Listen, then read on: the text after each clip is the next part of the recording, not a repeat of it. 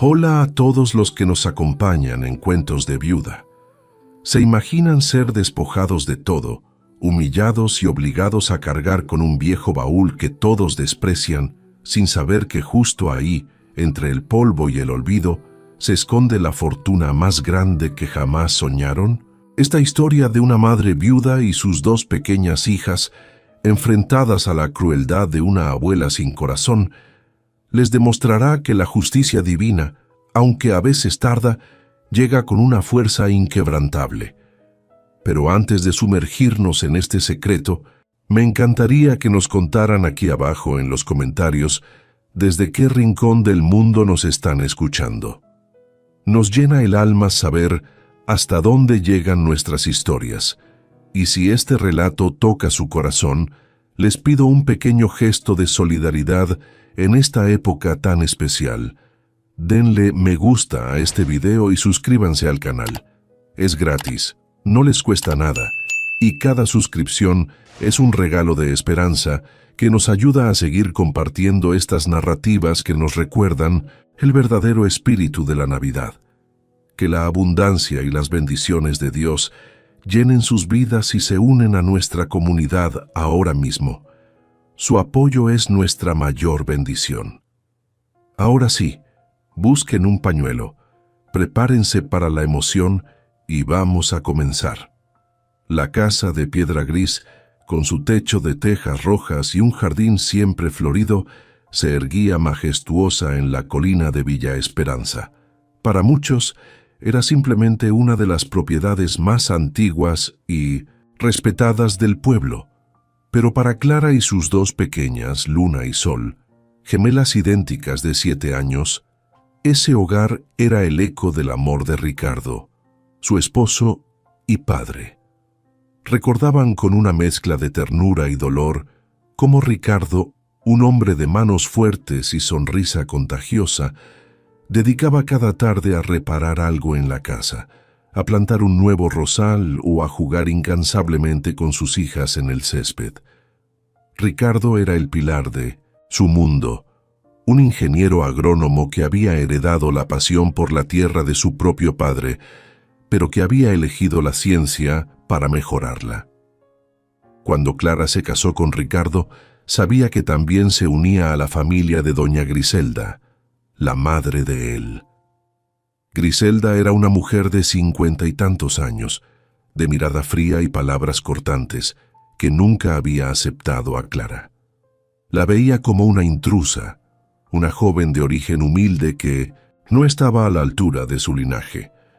Griselda vivía en la misma casa, en un ala separada, y su presencia era una sombra constante.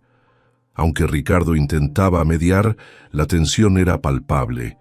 Griselda se había ganado la confianza de su hijo no con afecto genuino, sino con un control sutil y manipulador, siempre recordándole los sacrificios que había hecho por él. Las niñas, en su inocencia, intentaban acercarse a su abuela, pero la frialdad de Griselda las repelía.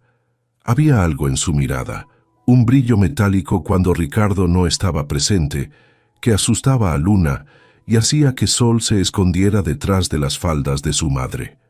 Griselda no odiaba a las niñas abiertamente, simplemente las consideraba una extensión molesta de Clara, bocas adicionales que consumían recursos y atención que, según ella, le pertenecían.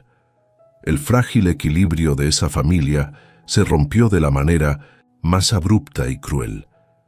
Ricardo había salido hacía 2 semanas para supervisar un proyecto agrícola en una zona remota de la sierra, donde se rumoreaba que un nuevo tipo de cultivo resistente a la sequía podría revolucionar la región. «Esta es la buena, mis amores», les había dicho antes de subir a su camioneta, cargando sus herramientas y un viejo baúl de madera que usaba para guardar sus muestras y documentos de campo. «Siento que esta vez la tierra nos va a regalar algo grande. Cuando vuelva terminaremos el invernadero y les compraré esos libros de cuentos que tanto quieren». Esa fue la última vez que vieron su sonrisa. La noticia llegó un martes por la tarde, gris y lluvioso, como si el cielo mismo llorara la injusticia que estaba por ocurrir. No fue Ricardo quien regresó en la camioneta, sino un colega con el rostro pálido y el sombrero en la mano. Ricardo había tenido un accidente, un deslizamiento de tierra fatal en un camino de montaña, o quizás el cansancio extremo. Los detalles eran confusos, pero el resultado era definitivo. El corazón grande y bondadoso de Ricardo había dejado de latir. Había logrado regresar hasta el pueblo con sus últimas fuerzas, pero falleció antes de poder decir una sola palabra, antes de poder abrazar a sus hijas y a su esposa una última vez. El funeral fue un evento borroso para Clara, Luna y Sol. Las tres estaban sentadas en primera fila, con vestidos negros que les quedaban un poco grandes, agarradas de la mano tan fuerte que sus nudillos estaban blancos. Sentían un frío que no venía del aire acondicionado de la funeraria, sino de sus propios huesos, un frío de orfandad, de desamparo absoluto. No lloraban a gritos. Su dolor era silencioso, una presión inmensa en el pecho que les impedía respirar con normalidad. Veían a la gente pasar murmurando pésames vacíos, tocándoles la cabeza con lástima. Y allí estaba Griselda, la madre de Ricardo. Lloraba sí, pero sus lágrimas parecían escénicas, dramáticas. Se desmayó 2 veces frente al ataúd, gritando el nombre de Ricardo con una teatralidad que incomodaba a los vecinos más observadores. «¡Ay, mi Ricardo, me has dejado sola! ¿Qué va a hacer de mí?», gritaba. Pero ni una sola. Bess, en medio de su espectáculo, miró a Clara o a las niñas. Ni una sola vez las abrazó para consolarlas. Su dolor era egoísta, centrado en su propia pérdida, en su propio futuro incierto. Lo peor vino después del entierro. Apenas se cerró la puerta de la casa, dejando fuera a los vecinos y a los curiosos, la máscara de Griselda cayó al suelo con un estruendo sordo. La casa se sentía enorme y vacía sin la risa de Ricardo. Clara y las niñas se refugiaron en su habitación, sentadas en la cama que compartían, abrazadas a las almohadas que aún olían un poco a él. Tenían hambre. No habían comido nada en todo el día, más que un pedazo de pan que una vecina les dio, pero no se atrevían a ir a la cocina. El ambiente en la casa había cambiado. El aire se sentía pesado, cargado de una electricidad negativa que erizaba la piel. Griselda estaba en la sala. Clara y las niñas podían escucharla hablar por teléfono. Su voz ya no era de llanto, era dura, rápida, calculadora. Sí, se murió. Sí, por fin. No, no dejó testamento. Claro que no. Ese hombre no pensaba en papeles. La casa es mía. Por ley soy la madre. Sí, son grandes, pero son de piedra. Vale mucho dinero. No, la viuda y las mocosas están aquí. Ya veré. ¿Qué hago? No puedo mantener parásitos. Al escuchar esa palabra, parásitos, Clara sintió un escalofrío que le recorrió la espalda. Apretó la mano de Luna. «Nos va a correr, mamá», susurró Luna con los ojos llenos de lágrimas contenidas. Clara, tratando de ser la madre fuerte, aunque solo lo fuera por un instante, les acarició el cabello.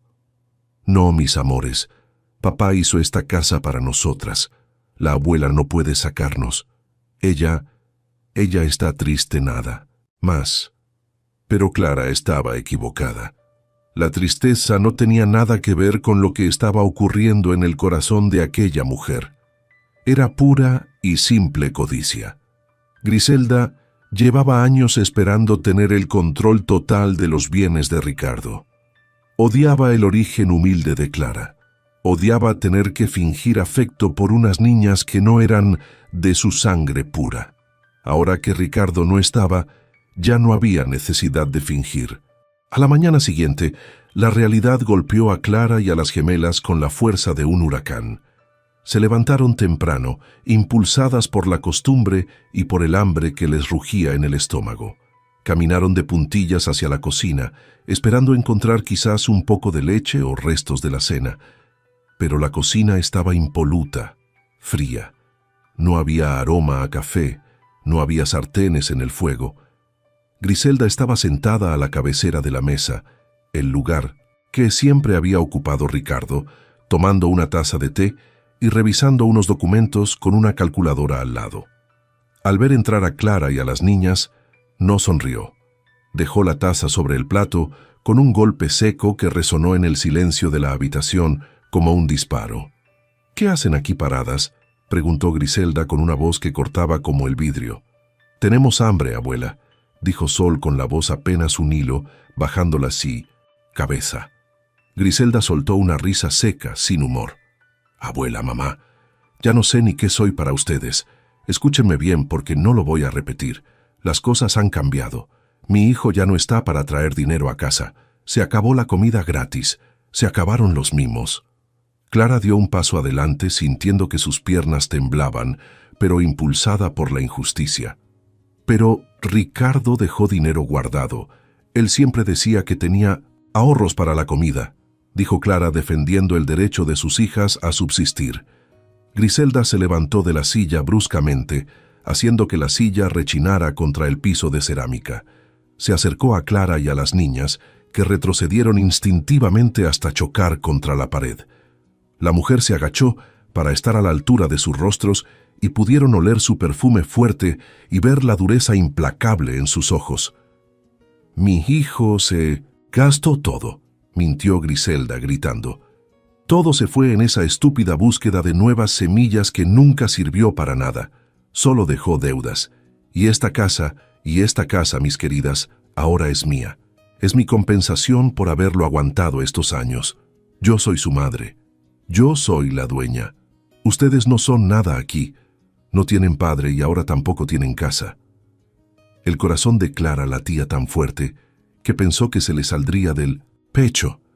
Sentía una mezcla de terror y de incredulidad. ¿Cómo podía alguien cambiar tanto de un día para otro? ¿Cómo podía esa mujer, que antes les peinaba el cabello a las niñas, aunque fuera con tirones, mirarlas ahora con tanto asco? «¿Y qué vamos a hacer?», preguntó Clara tragándose el nudo de llanto que tenía en la garganta. Griselda se enderezó y volvió a su silla como si Clara y las niñas ya no le importaran. «No, lo sé. Eso no es mi problema. Yo no soy niñera ni beneficencia pública. Tendrán que irse. Busquen a tu padre, Clara, ese viejo inútil que vive en el rancho. Tal vez él quiera cargar con ustedes». «Pero mi abuelo vive muy lejos», exclamó Sol, llorando abiertamente. «Y no tiene casa. Vive en una choza. Papá dijo que esta era nuestra casa». Al escuchar eso, la furia de Griselda estalló. Golpeó la mesa con la palma. «Abierta. Basta. No quiero oír ni una palabra más. Esta casa es mía. Los papeles lo dirán muy pronto. Ustedes son una carga que no pienso llevar. Tienen hasta el mediodía para recoger sus trapos y largarse de mi vista». Clara y las niñas salieron corriendo de la cocina, refugiándose nuevamente en su habitación. Se abrazaron llorando, sintiendo que el suelo se abría bajo sus pies. La casa, que alguna vez fue un refugio lleno de amor y promesas, se había transformado en un lugar hostil, frío y peligroso. Cada rincón que antes les recordaba a Ricardo, ahora parecía estar contaminado por la presencia venenosa de la abuela. Pasaron las horas encerradas, temblando de miedo, escuchando cómo Griselda movía muebles en la sala, tarareando una canción alegre, como si estuviera celebrando su victoria. Era una crueldad inimaginable. ¿Cómo se puede celebrar cuando una madre y sus hijas acaban de perder a Pino y Cientosem, su ser más querido? Pero la avaricia es una enfermedad que pudre el alma y ciega el entendimiento. Cuando el reloj de la sala marcó las 12, la puerta de la habitación se abrió de golpe. Griselda estaba allí, sosteniendo 2 bolsas negras de basura grandes. «Se acabó el tiempo», se gritó. «A empacar. Todo lo que no quepa en estas bolsas se queda y lo quemo. ¡Rápido!». Clara y las gemelas, aterrorizadas por la violencia en 1915, su voz empezaron a meter sus pocas ropas en las bolsas. sus pequeños juguetes, sus vestidos favoritos, los cuadernos de la escuela, todo iba al plástico negro. Griselda las vigilaba desde el marco de la puerta, cruzada de brazos, con una mueca de impaciencia. «Esa foto no», dijo Griselda, señalando un retrato de Ricardo que Clara intentaba guardar. «El marco es de plata, eso se queda, pero es mi esposo, el padre de mis hijas», suplicó Clara, aferrándose al retrato contra su pecho. Griselda le arrancó el retrato de las manos con un tirón violento, haciendo que Clara casi cayera al suelo. Sacó la foto del marco, arrugó la imagen de papel y se la tiró a la cara a Clara, quedándose con el marco vacío. «Toma tu papel. El marco vale dinero. Ahora fuera». Clara recogió la foto arrugada de Ricardo con manos temblorosas y la alisó con delicadeza, como si pudiera curar al hombre de la foto con sus dedos. La guardó en su bolsillo, cerca de su corazón. Empujadas por los gritos y los insultos, Clara y las niñas salieron de la habitación arrastrando las bolsas negras que eran casi tan grandes como ellas. Cruzaron la sala, vieron los muebles que Ricardo había comprado con tanto esfuerzo, vieron las cortinas que Clara había cosido con tanto amor. Todo se quedaba atrás, todo les era arrebatado. Al salir al patio trasero, el sol del mediodía pegaba fuerte quemando la piel. Griselda las siguió hasta afuera, asegurándose de que no se llevaran nada de valor. Fue entonces cuando la mirada de Griselda cayó sobre algo en el fondo del patio, cerca del cobertizo de herramientas. Era un objeto viejo, sucio y aparentemente inservible que había llegado con las cosas de Ricardo el día de su muerte, traído por sus colegas de trabajo. Un baúl de madera oscura, con herrajes de metal oxidado y una capa de polvo y telarañas. El baúl, que había pertenecido al abuelo de Ricardo y que él usaba para guardar sus herramientas de campo y algunas muestras de semillas, estaba en un estado lamentable. Una costra gruesa de tierra seca, hojas muertas y lodo endurecido cubría toda su superficie, llenándolo casi hasta el borde con lo que parecían ser restos de tierra de cultivo y algunas piedras. Parecía un bloque sólido de suciedad. El metal de los herrajes estaba oxidado y la madera carcomida en los bordes. Griselda miró el objeto con profundo asco. Para ella, ese baúl representaba todo lo que odiaba de Ricardo: la suciedad del campo, el trabajo manual, la falta de refinamiento.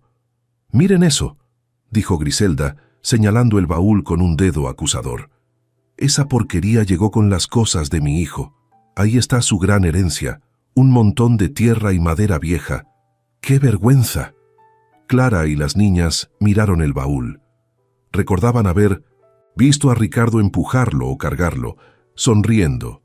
Para ellas no era basura, era parte de él. Una idea retorcida cruzó la mente de Griselda. Quería humillarlas una última vez. Quería asegurarse de que entendieran que no valían nada, que eran tan sucias y despreciables como ese objeto. «¿Saben qué?», dijo Griselda con una sonrisa maliciosa. «Llévenselo. Es suyo. Es la única herencia que mi hijo les dejó. Él amaba más esa tierra sucia que a su propia familia. Así que llévense su preciosa tierra. No quiero ver esa cochinada en mi patio limpio».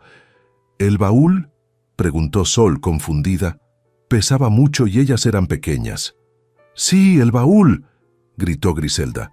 «Carguen sus bolsas de basura ahí y lárguense. Y no vuelvan nunca más, porque si veo sus caras por aquí llamaré a la policía y diré que son unas ladronas». Clara y las niñas, con el miedo paralizándoles los músculos, obedecieron. Con gran esfuerzo, levantaron sus bolsas de ropa y las pusieron encima de la tierra seca y dura que llenaba el baúl.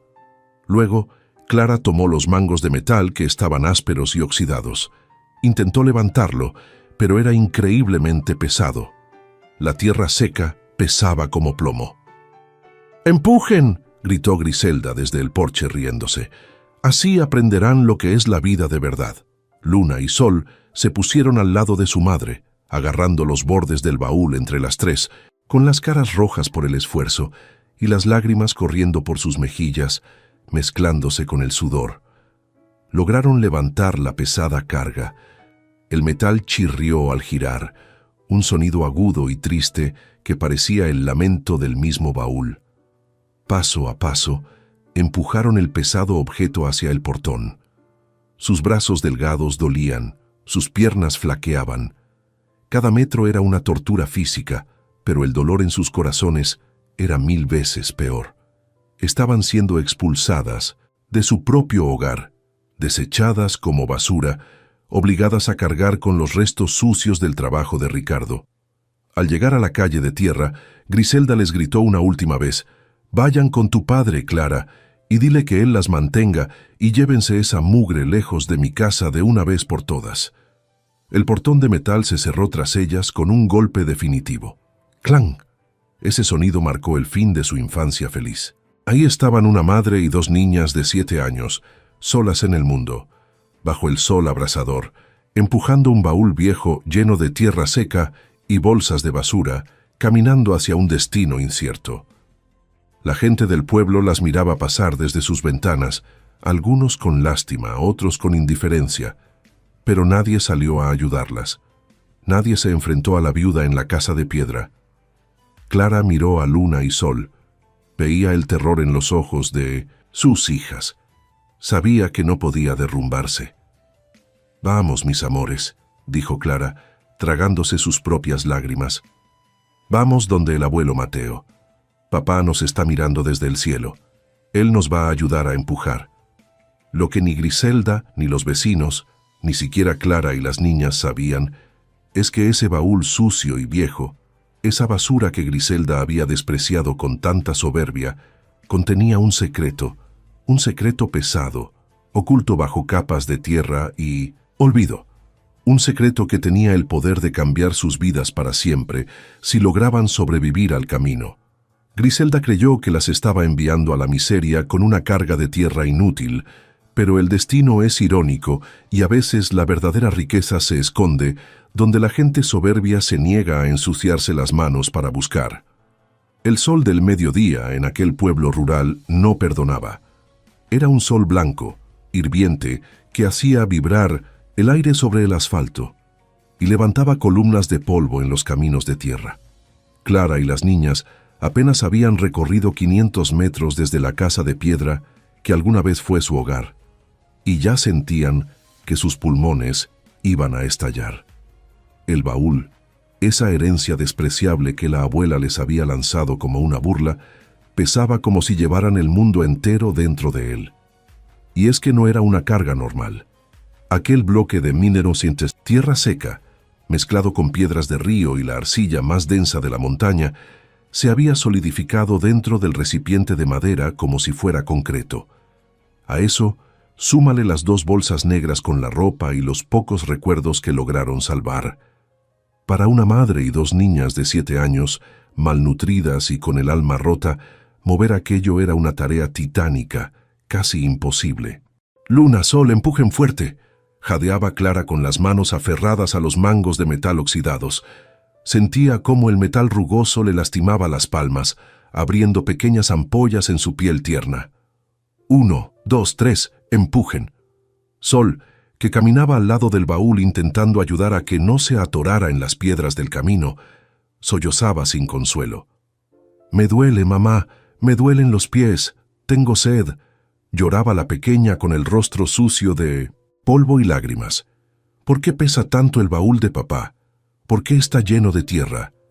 Clara se detuvo un momento, dejando caer el baúl sobre el suelo polvoriento con un ruido sordo. Se limpió el sudor de la frente con el dorso de la mano. «No sé, Sol», respondió, mirando con rabia y confusión aquel objeto. «La abuela dijo que a papá le gustaba más esta tierra que nosotras. Dijo que esta era nuestra herencia». «¿Papá nos dejó tierra sucia?», preguntó Luna con una inocencia que partía el alma. «Papá nos quería», afirmó Clara, aunque en el fondo la duda sembrada por Griselda empezaba a echar raíces en su corazón herido.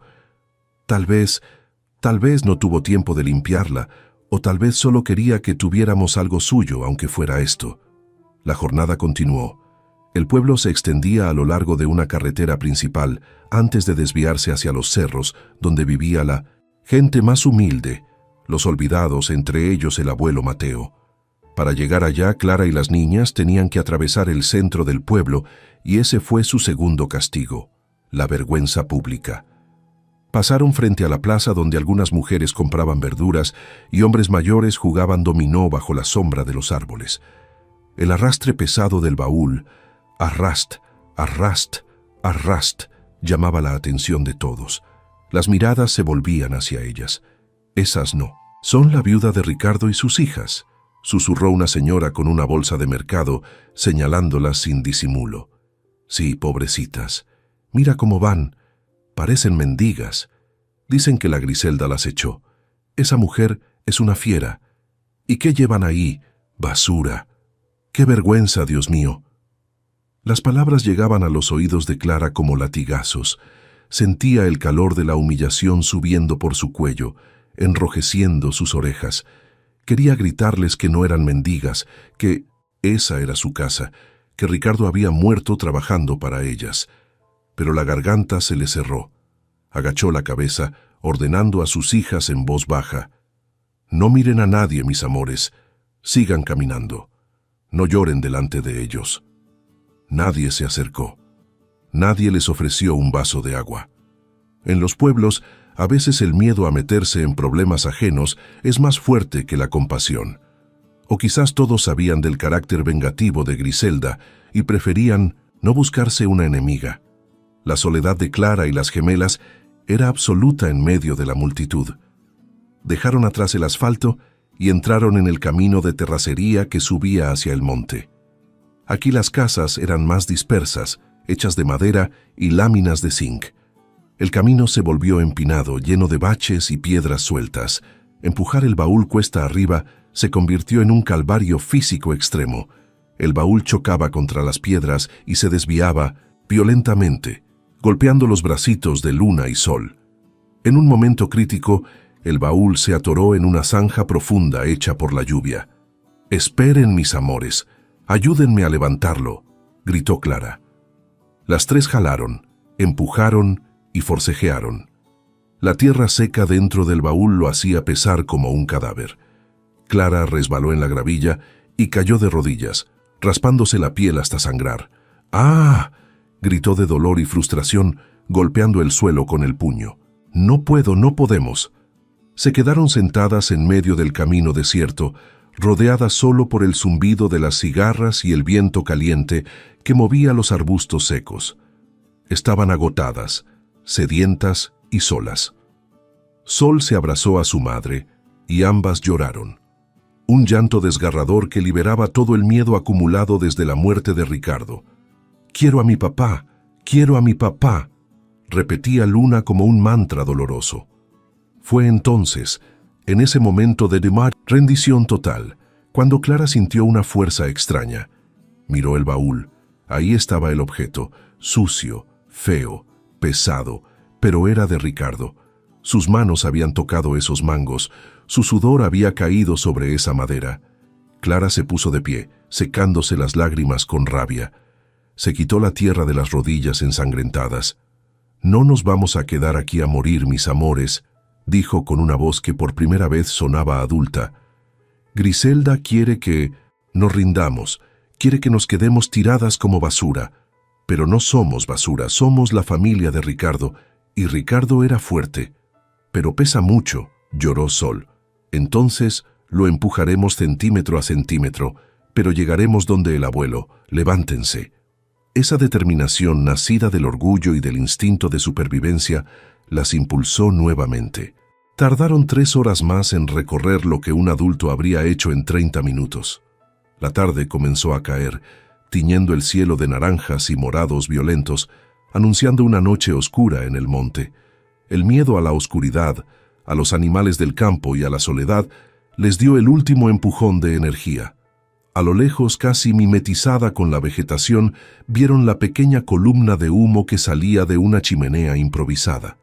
Era la choza de Don Mateo. El lugar donde vivía el abuelo no se parecía en nada a la casa que acababan de perder.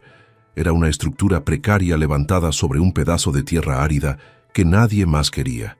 Las paredes eran una mezcla de tablas viejas de diferentes colores, pedazos de plástico y láminas oxidadas. El techo estaba reforzado con piedras para que el viento no se lo llevara. No había jardín con flores, solo un patio de tierra barrida donde unas cuantas gallinas flacas picoteaban buscando insectos. Sin embargo, para Clara, Luna y Sol, aquella choza enclenque parecía el palacio más hermoso de la tierra en ese momento, significaba refugio. Llegaron al cerco de alambre de púas, arrastrando los pies, empujando el baúl con sus últimas reservas de aliento. «Abuelo», gritó Clara con la voz ronca por la sed. «Abuelo Mateo». El silencio del monte se rompió. Un perro viejo ladró un par de veces sin convicción y salió de debajo de la casa moviendo la cola. Luego la puerta de madera que colgaba torcida de sus bisagras se abrió. Salió un hombre anciano, encorvado por los años y la artritis. Llevaba una camisa remendada 1000 veces y unos pantalones amarrados con una cuerda. Don Mateo tenía el rostro surcado de arrugas profundas como mapas de una vida dura y una barba blanca y desaliñada. Pero sus ojos brillaban con una bondad infinita. Entrecerró los ojos para ver quién lo llamaba en la penumbra del crepúsculo. Al reconocer las siluetas pequeñas, soltó el bastón que llevaba y corrió hacia el portón con una agilidad que parecía imposible para su edad. «Clara, Luna, Sol, mis niñas», gritó, abriendo el portón de alambre con manos temblorosas. Clara y las niñas soltaron el baúl y corrieron hacia él. El choque de los cuerpos fue puro sentimiento. El abuelo cayó de rodillas al suelo para recibirlas, envolviéndolas en sus brazos delgados y huesudos. Olía a humo de leña, a tierra y a vejez, pero era el olor del amor incondicional. «Ay, mis muchachitas santas de mi vida, ¿qué hacen aquí solas? ¿Qué pasó?», preguntaba Mateo besando sus cabezas sucias de polvo, mezclando sus lágrimas con las de ellas. «Griselda nos echó, abuelito», sollozó Sol, aferrándose al cuello del anciano como si fuera un salvavidas. «Nos quitó la casa, dijo que éramos parásitos». Don Mateo sintió que la sangre le hervía, un calor de indignación que le subió desde los pies hasta la cabeza. «Maldita sea esa mujer», rugió, abrazándolas más fuerte. «Yo sabía que era mala, pero no pensé que tuviera el corazón de piedra. Dejar a una madre y a 2 ángeles en la calle. Dios la va a castigar. Lo juro por la memoria de mi hija, su madre, Clara, que se había permitido derrumbarse por un segundo en los brazos de su padre. Se separó un poco y señaló hacia el camino. Nos dijo que trajéramos eso. Dijo que era nuestra herencia, el baúl viejo de Ricardo lleno de tierra». El abuelo miró hacia donde señalaba Clara. Vio el bulto oscuro del baúl estacionado torcidamente en la entrada. Vio la tierra seca que colmaba el recipiente. Sus ojos se llenaron de tristeza, no de codicia. «Pobre Ricardo», murmuró Mateo. «Trabajó tanto, se rompió el lomo buscando una vida mejor y miren cómo terminó. Esa mujer le quitó todo y a ustedes les da las sobras, la suciedad». Se puso de pie con dificultad, ayudado por Clara y las niñas. «No se preocupen por eso ahora, déjenlo ahí. Esa cosa pesa mucho y ustedes están temblando. Vengan, entren. No tengo mucho, hijas. Ya saben que el abuelo es pobre, pero tengo frijoles calientes en la olla y tortillas que hice esta mañana. Mientras yo tenga techo, ustedes no dormirán al sereno». Las niñas asintieron, sintiendo por primera vez en días que podían respirar. Sin embargo, había un problema. La entrada al patio era estrecha y empinada. «Abuelo, tenemos que meter la ropa. Está en el baúl encima de la tierra», dijo Clara. «Sí, a ver», dijo el anciano. Se acercó al baúl, intentó levantarlo por los mangos para meterlo al patio y proteger las pocas pertenencias de su hija y sus nietas. Al hacer fuerza, don Mateo soltó un gruñido. «¡Caramba!», exclamó soltándolo de golpe. «¿De qué está hecha esta tierra? Pesa como si llevara un muerto ahí dentro». «Está muy seca, abuelo. Es como piedra», explicó Sol. «Es tierra de la sierra», dijo don Mateo, mirando la costra grisácea con respeto. «Es tierra pesada, tierra mineral. Ricardo siempre decía que la sierra guardaba más secretos que el río. Bueno, déjemelo aquí en la esquina. debajo de este árbol de mezquite. Aquí no estorba y la lluvia no mojará sus bolsas si la sacamos ya». Entre los tres arrastraron el pesado baúl apenas unos metros dentro de la propiedad, dejándolo estacionado junto a unas láminas viejas y herramientas oxidadas que el abuelo guardaba. Ahí quedó, olvidado en un rincón oscuro del patio, un monumento al desprecio de la abuela. Parecía un traste viejo más en el desguazadero del abuelo. Nadie, ni siquiera don Mateo, con toda su sabiduría de campo, se imaginaba que aquella tierra que tanto pesaba no era solo tierra compacta. Entraron a la choza. Adentro la única luz venía de una vela y del fuego del fogón en el suelo. El piso era de tierra apisonada, pero estaba limpio. No había lujos. Las camas eran catres con cobijas de lana remendadas, pero el calor humano que se sentía allí valía más que todos los muebles de caoba de la casa de Griselda. Esa noche comieron frijoles aguados en platos de peltre abollados. Sabían a gloria. El abuelo les contó historias de Ricardo cuando era pequeño para hacerlas reír un poco y que olvidaran el trauma del día. «Ustedes son fuertes», les dijo Mateo mientras las arropaba en el único catre grande que tenía, cediéndole su lugar mientras él se acomodaba en el suelo sobre unos cartones. «Tienen la sangre de su padre y la fuerza de su madre». Esa mujer Griselda se quedó con las piedras. Sí, pero se quedó sola con su maldad. Nosotros estamos juntos, y Dios proveerá. Mañana veremos qué hacemos. «¿Y el baúl, abuelo?», preguntó Luna antes de cerrar los ojos, vencida por el sueño. «Lo tiramos al barranco mañana. La abuela dijo que era basura». El abuelo se quedó pensativo mirando las vigas del techo, escuchando el canto de los grillos. Recordó a Ricardo, su yerno. «Un buen hombre. No, mi niña, no es basura. Es la herramienta de trabajo de tu padre. Esa tierra es su sudor. Aunque sea viejo y sucio, lo respetaremos. Tal vez sirva para guardar leña algún día. Ahora duerman». El silencio envolvió la choza. Afuera, bajo la luz de la luna llena, el viejo baúl reposaba inmóvil. La tierra seca brillaba levemente, no por el oro, pues estaba totalmente oculto, sino por el rocío de la noche. Esa noche durmieron en la pobreza más absoluta, sin saber que a solo 10 metros de distancia en el patio reposaba la solución a todos sus problemas, el boleto para recuperar su dignidad y hacer justicia. Pero el destino es sabio y sabe esperar el momento perfecto. Antes de descubrir el tesoro, Clara y sus hijas tendrían que demostrar que incluso en la miseria tenían algo que Griselda nunca tendría: ganas de salir adelante con trabajo honrado. Al día siguiente, el hambre volvería a atacar y esa necesidad las llevaría a tomar una decisión: limpiar para trabajar, y al limpiar todo cambiaría.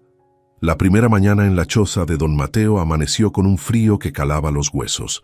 El viento del cerro se colaba por las rendijas de las tablas mal clavadas, silbando una canción triste que despertó a Clara antes de que saliera el sol. Al abrir los ojos no vio las cortinas rosadas de su antigua habitación, ni sintió la calidez de su edredón de plumas. Vio el techo de lámina oscura, manchado de hollín, y sintió los cuerpos huesudos de sus hijas, acurrucadas contra ella buscando calor. El abuelo ya no estaba en su jergón de cartón en el suelo.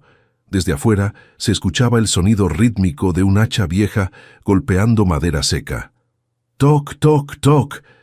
Clara se levantó con cuidado para no despertar a Luna y Sol. El estómago le gruñó ferozmente. La cena de la noche anterior, aquellos frijoles aguados pero llenos de amor, ya se habían consumido.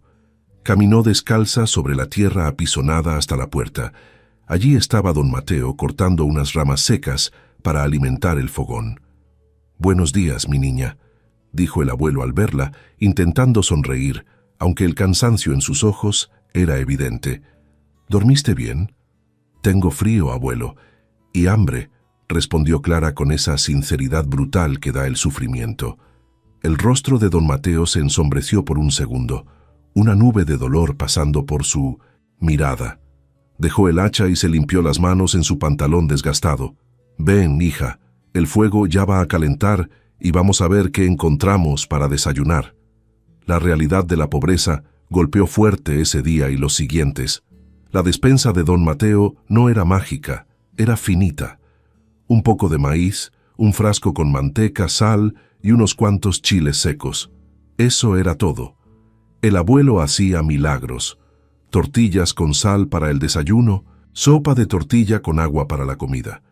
Pero al tercer día la situación se volvió crítica. Sol, que era más pequeña y frágil, estaba sentada en un tronco en el patio sin ganas de jugar. Estaba pálida. «Mamá, me duele la cabeza», se quejó la pequeña. «Quiero leche, quiero pan dulce». Don Mateo escuchó esto desde adentro de la choza. Clara lo vio revisar sus bolsillos. Sacó 2 monedas de cobre y una pelusa. Nada más. No. Había dinero, absolutamente nada. El abuelo miró al cielo como pidiendo una explicación a Dios y luego salió con una determinación fingida. «Niñas», llamó con voz alegre, «hoy tengo que ir al pueblo a hacer unos negocios. Un amigo me debe un dinero. Ustedes quédense aquí. No salgan del cerco. Cuiden la casa». Clara sabía, con esa intuición prematura que da el sufrimiento, que el abuelo mentía. No tenía negocios. Iba a pedir. Iba a ver si a alguien le regalaba algo o si conseguía una changa cargando bultos a su edad, con esa espalda que le dolía a cada paso. Don Mateo regresó al atardecer. Traía una bolsa pequeña con 3 panes duros y un par de huevos. Caminaba más encorvado que de costumbre. Sus negocios habían sido barrer el frente de una tienda a cambio de esas sobras. Esa noche, mientras cenaban huevo con migajas de pan, don Mateo no comió. Empujó su plato hacia el centro, dividiendo su porción entre Clara y las niñas. «Coman, mis reinas, yo comí en el pueblo. Doña Rosa, la de la tienda, me dio un tamal grandote. Estoy llenísimo», dijo, dándose palmadas en el estómago plano y vacío. Clara lo miró fijamente. Veía cómo al abuelo le temblaban las manos al servirles agua. Veía cómo tragaba saliva cuando el olor del huevo llegaba a su nariz. Sabía que no había comido ningún tamal. Se estaba sacrificando por ellas. Estaba muriendo de hambre lentamente para que ellas pudieran vivir un día más. Un nudo de fuego subió por la garganta de Clara. Dejó de masticar. Se sintió culpable. Culpable de ser una boca más, como decía la malvada Griselda. Pero no era culpa de ellas, era la injusticia de la vida. Esa noche, mientras el abuelo roncaba por el cansancio, o tal vez por la debilidad, Clara despertó a Luna y Sol. «Luna, Sol», susurró, «despierten». «¿Qué pasa?», dijo la pequeña adormilada. «El abuelo no comió nada hoy», mintió. «Tiene hambre. Y si sigue así, se va a enfermar. Y si se enferma, nos quedaremos solas de verdad». Sol abrió los ojos grandes en la oscuridad. El miedo a perder a su última protección la espabiló de golpe. «¿Qué hacemos, mamá? Somos chiquitas. No podemos trabajar en la sierra como papá». Clara se quedó pensando, mirando por la rendija de la pared hacia el patio iluminado por la luna. Su mirada se posó en las hierbas silvestres que crecían cerca del barranco, más allá del cerco. «Papá nos enseñó a sembrar, ¿recuerdan?», dijo Clara recordando los días felices cuando tenían jardín. «Él decía que la tierra devuelve lo que le das. El abuelo tiene tierra, pero está seca aquí en el patio. Pero allá abajo, cerca del arroyo, la tierra es negra y buena». «¿Y qué?», preguntó Luna. «Si traemos esa tierra negra aquí arriba, podemos sembrar. Vi que el abuelo tiene unas semillas de rábanos y cilantro guardadas en un frasco viejo. Si sembramos verduras, podemos venderlas en el pueblo. Las señoras compran verduras frescas. Pero mamá, la tierra está lejos y pesa mucho. ¿Cómo la vamos a subir hasta acá?», dijo Sol, mirando sus bracitos delgados. Fue entonces cuando la mirada de Clara recorriendo el patio oscuro se detuvo en aquel bulto gigante bajo el árbol de mezquite. Esa sombra de madera deforme por la tierra que la abuela les había obligado a llevar. «El baúl», susurró Clara. «Esa cosa está sucia y llena de piedras», protestó Luna. «No sirve». «Sirve si lo limpiamos», sentenció Clara, sintiendo un calor nuevo en el pecho, un calor de orgullo que no venía de la estufa.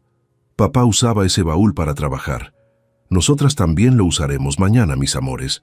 Mañana vamos a ser las dueñas de nuestro destino. No vamos a dejar que el abuelo se muera de hambre. A la mañana siguiente, el abuelo salió temprano de nuevo, esta vez diciendo que iría a buscar leña lejos. En cuanto su silueta desapareció por el camino, Clara y las gemelas se pusieron manos a la obra. El sol comenzaba a calentar, prometiendo otro día sofocante. Se acercaron al baúl. A la luz del día se veía aún peor que antes. La tierra seca, mezclada con arcilla de río y piedras, formaba una costra gris, dura como el cemento, que ocupaba absolutamente todo. El espacio interior del baúl. Solo quedaban unos centímetros libres en la parte superior. «¡Guácala!», dijo Sol, arrugando la nariz. «Huele a tierra vieja, y mira, está durísimo. La abuela tenía razón, es basura». Clara tocó la superficie rugosa de la tierra seca. Estaba pétrea. Intentó clavarle la uña y no pudo ni hacer una marca. «No es basura», dijo Clara con firmeza, aunque por dentro tenía dudas.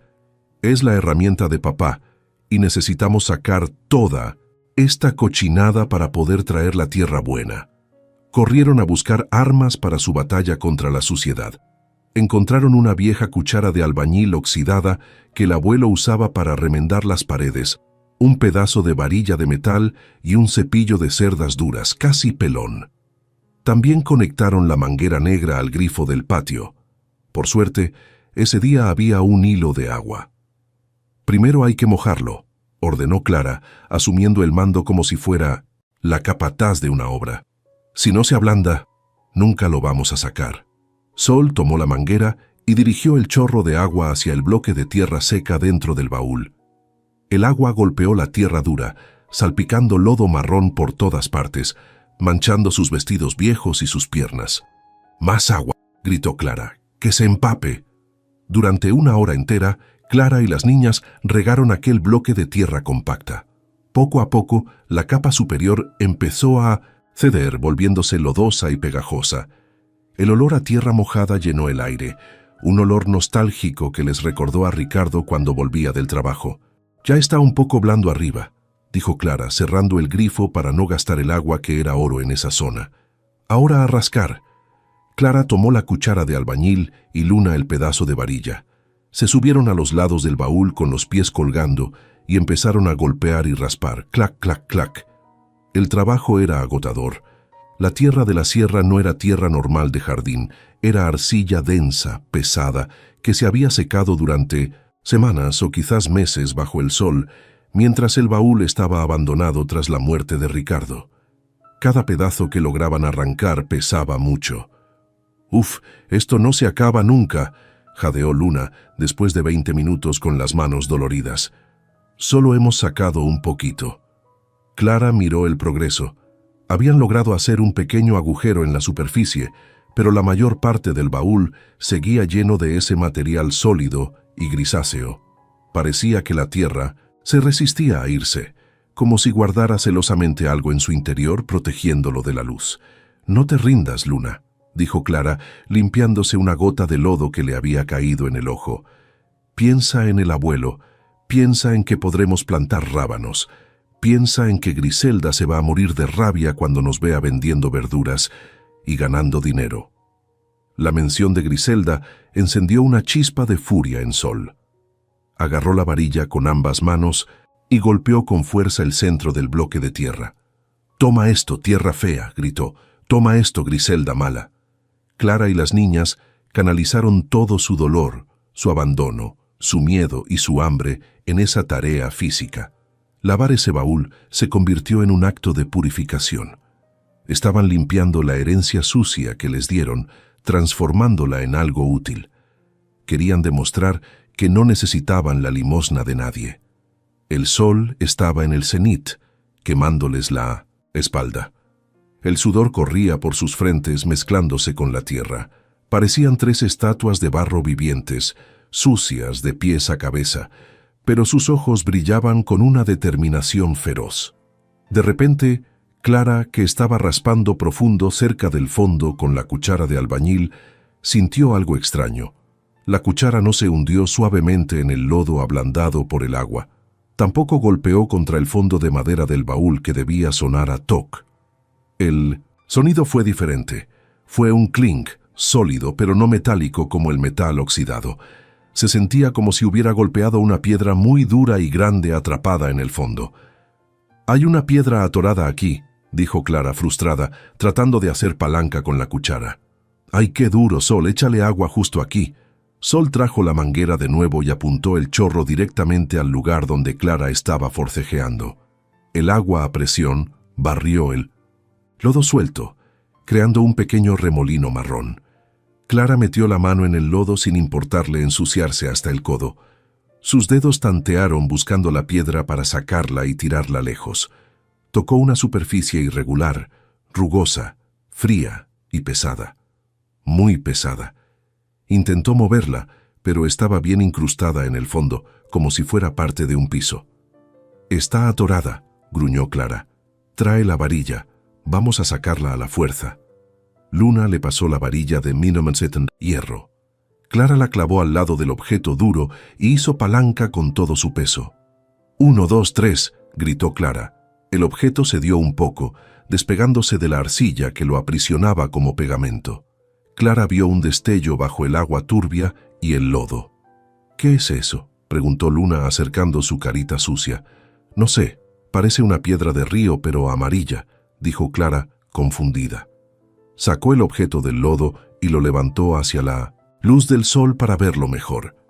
Lo puso bajo el chorro de agua limpia de la manguera. El lodo gris se deslizó, revelando la superficie del objeto. El tiempo pareció detenerse en ese preciso instante. El canto de la cigarra cesó. El viento dejó de soplar. En la mano pequeña y temblorosa de Clara descansaba una piedra del tamaño de un puño de niño. Pero no era granito ni caliza. Brillaba. Brillaba con un color profundo, cálido y magnético. Un amarillo intenso que atrapaba la luz del sol y la devolvía con un resplandor que hipnotizaba. Pesaba muchísimo para su tamaño, mucho más que cualquier piedra normal. El corazón de Clara dio un vuelco violento en su pecho. Recordó las historias de Ricardo. Recordó las noches en que llegaba emocionado, hablando de vetas y pepitas.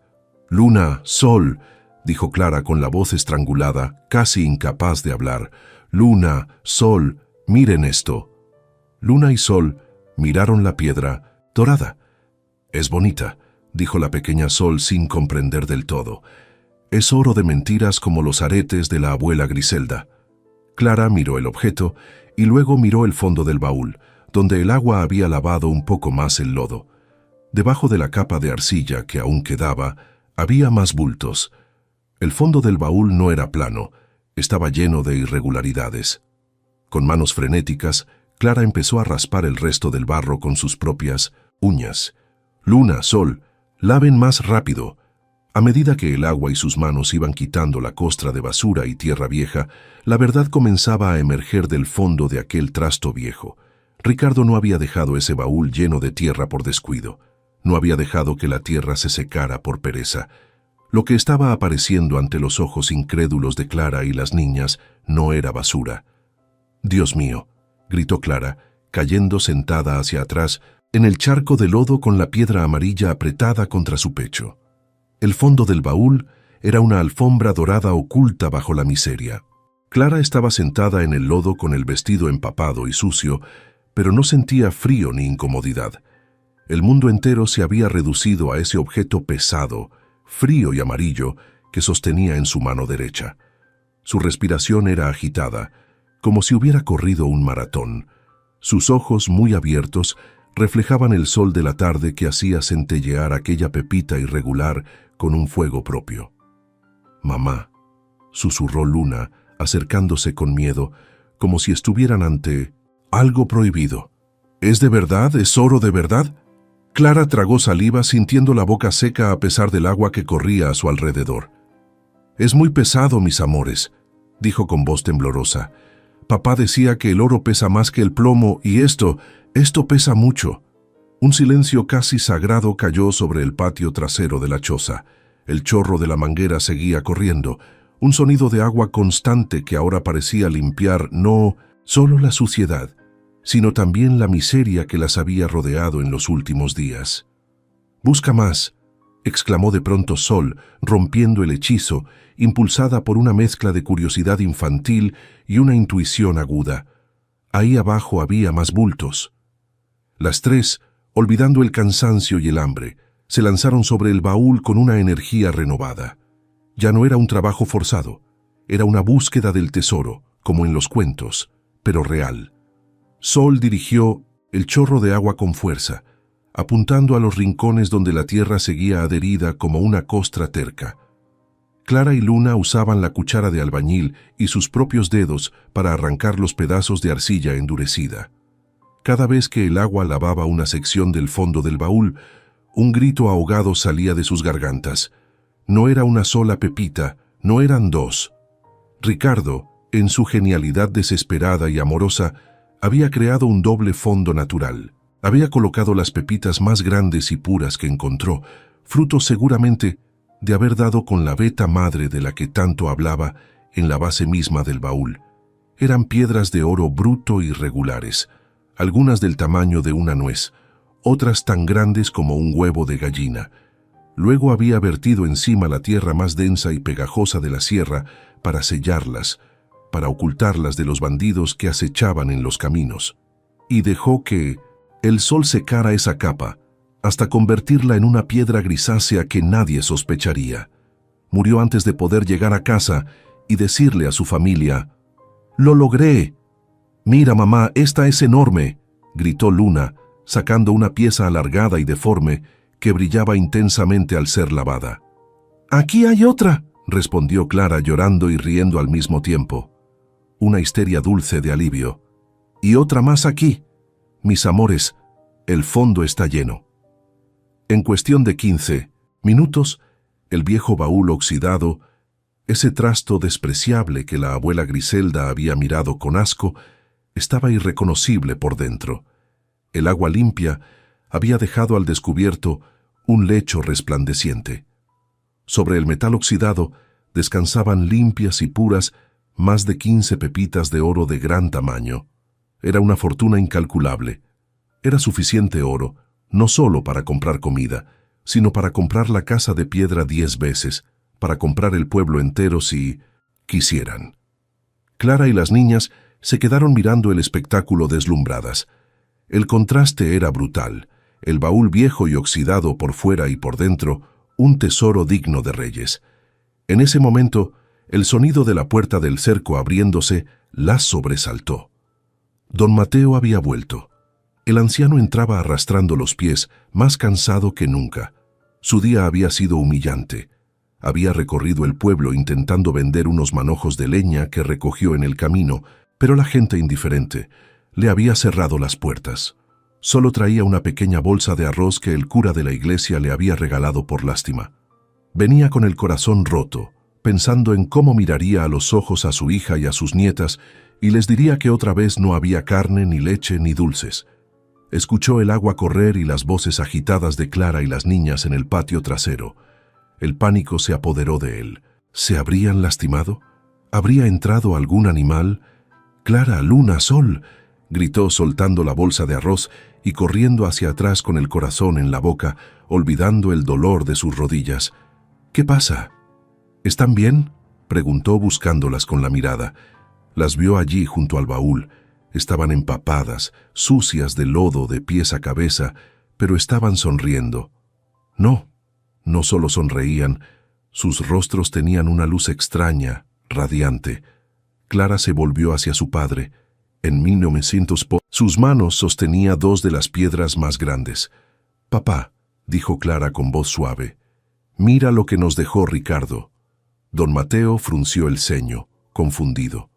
Se acercó lentamente, temiendo que el hambre estuviera haciendo alucinar a su hija y a sus nietas. Miró las manos de Clara. Vio las piedras amarillas. Al principio, su cerebro viejo y cansado se negó a procesar la información. Pensó que eran piedras pintadas o pirita, el oro de los tontos. pero luego se acercó al baúl. Al asomarse al borde y ver el interior lavado donde el sol de la tarde pegaba de lleno en el metal precioso acumulado, don Mateo sintió que el mundo giraba violentamente a su alrededor. Sus piernas flaquearon. El bastón cayó de su mano. Se tuvo que agarrar del borde oxidado del baúl para no desplomarse al suelo. «Santo Dios del cielo», murmuró con la voz ahogada en un sollozo seco. «Santísima Virgen». Extendió una mano, temblorosa, una mano llena de callos y venas hinchadas, y tocó una de las pepitas. Era fría y pesada, era real, era oro puro, oro de alta ley del que ya no se encuentra. «Ricardo», susurró el anciano, mirando al cielo con los ojos llenos de lágrimas. «Hijo mío, tú sabías lo que traías. Tú lo encontraste, al final lo encontraste». Don Mateo comprendió todo en un instante. Comprendió el peso absurdo del baúl que casi le rompe, la espalda el día anterior. Comprendió por qué Ricardo lo traía atado con tanto cuidado. No era basura, era el futuro de su esposa y sus hijas. Ricardo había ocultado su hallazgo para protegerlas, y la ironía suprema era que su propia madre, cegada por la maldad y el asco hacia lo sucio, había regalado voluntariamente la fortuna que tanto codiciaba. El anciano se dejó caer de rodillas en el barro sin importarle sus pantalones. Abrazó a Clara y a las dos niñas y lloró. Pero esta vez no era un llanto de dolor ni de impotencia, era un llanto de alivio tan profundo, tan visceral, que sacudía todo su cuerpo. «Abuelo, no llores», decía Sol asustada, acariciando la cabeza blanca del anciano. «¿Es malo? ¿Hicimos algo malo?» Don Mateo levantó la cabeza y su rostro, bañado en lágrimas, estaba iluminado por una sonrisa que le quitó 20 años de encima. «No, mis amores, no es malo, es un milagro. Dios ha visto nuestra injusticia», rió el abuelo. Una risa que sonaba a gloria. «Esto es oro, mis amores, oro de verdad. Su padre trabajó hasta el último aliento para dejarles esto. Ya no habrá más hambre. Nunca más. Nunca más tendremos que pedir limosna». Tomó un puñado de pepitas y las besó, y luego besó las manos sucias de su hija y sus nietas. «Somos ricos, abuelo», saltó Luna, contagiada por la emoción. «¿Podemos comprar la casa de vuelta?» El rostro de don Mateo cambió de expresión. La euforia dio paso a una seriedad repentina. La sabiduría de sus años se impuso. Sabía que tener oro en un lugar tan pobre y desprotegido era peligroso. Si alguien se enteraba, si la gente mala o peor, la misma Griselda, supiera lo que había en ese baúl, sus vidas correrían peligro. Se levantó rápidamente, limpiándose las lágrimas con la manga. «Escúchenme bien las 3», dijo con voz firme y grave, agarrándolas por los hombros. «Esto que ha pasado es una bendición de Dios, pero nadie, absolutamente nadie puede saberlo todavía. ¿Me entienden? Si decimos que tenemos oro, vendrá gente mala». Clara y las niñas sintieron asustadas por la seriedad del abuelo. «¿Ni siquiera al padre de la iglesia?», preguntó Sol. «A nadie», sentenció don Mateo. «Especialmente no a esa mujer, a Griselda. Ella las echó con esto porque pensó que era basura. Si se entera de que es oro, vendrá a quitárnoslo. Ella es capaz de todo». El abuelo miró alrededor, paranoico, revisando que ningún vecino estuviera espiando a través de la cerca de madera podrida. «Tenemos que esconderlo ahora mismo».